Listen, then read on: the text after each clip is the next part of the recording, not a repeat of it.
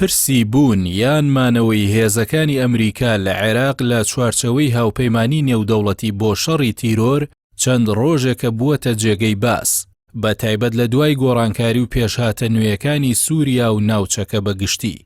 لە سەرەتای مانگی ئەیلولی ئەم ساڵ بەغداد و واشنتۆن ڕێکەوتنێکیان ڕاگەیاند کە لە کۆتایی هەمان مانگی ساڵی داهاتووی 2025دا کۆتایی بە ئەرکی هاوپەیمانی نێودەوڵەتی دژ بە داعش لە عێراق دەهێنن.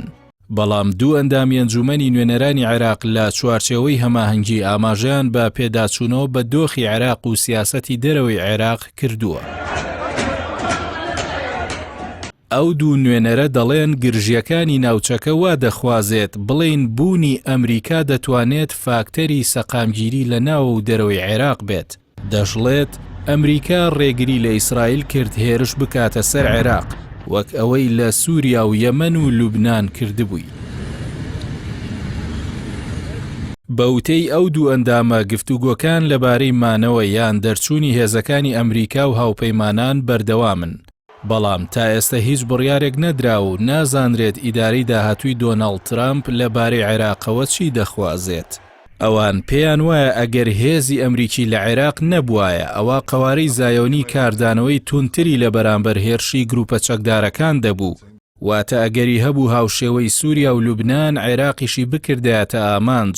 هەر بۆیە گەری هەیە لایەنەکانی نێو حکوومەت بە تایبەت چوارچەوەی هەماهەنگی ڕەزامەندی لەسەر ماوەی مانەوەی هێزەکانی ئەمریکا لە عێراق بدەن.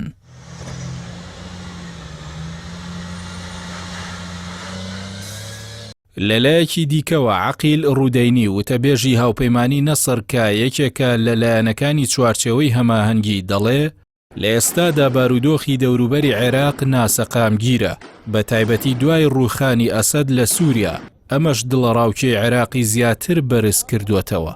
عەقیل ڕودەینی ئاماژەی بەوەش کردووە تا ئێستا پرسی درێژکردنەوەی مانەوەی هاوپەیمانی نێودەوڵەتی بە فەرمی نەخراوەتە ڕوو.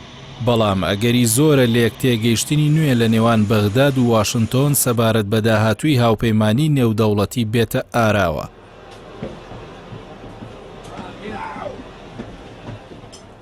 هاوکات ئیحسان شەمەری سەرۆکی ناوەندی توێژینەوەی بیرکردنەوەی سیاسی لە بەغداد دەڵێ ئەمریکا حکوومەتەکەی سوودانی ئاگادار کردوێتەوە هیچ کشانەوەیەک لە عێراق بوونی نییە، بەڵام ئەگەری ئەوە هەیە لە ڕێگەی ڕێکەوتنێکی دوولایەنە تاوتوێی مانەوە بکرێت.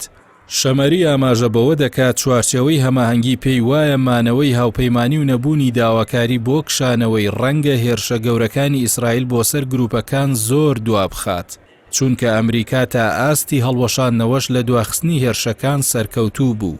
لە ئێستادا ئەمریکا نزیکەی 2500 سەربازی لەژێر ناوی ڕوبەڕووبوونەوەی داعش و لە چوارچێوەی هاوپەیمانی نێودەوڵەتیدا لە عێراق هەیە و بەسەر سێ بنکەی عینول ئەسەد، هەریر و ڤیکتۆریا لە نزیک فڕۆکەخانەی نێودەوڵەتی بەغداددا بەش بوون.